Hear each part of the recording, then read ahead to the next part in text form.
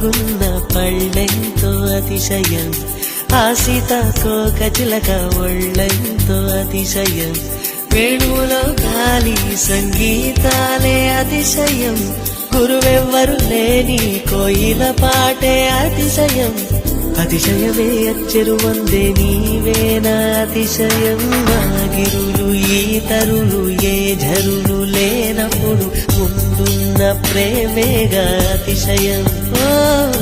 16 ప్రయాణ పరువల్లో అందరికీ పుట్టేటి ప్రేమేగా అతిశయం.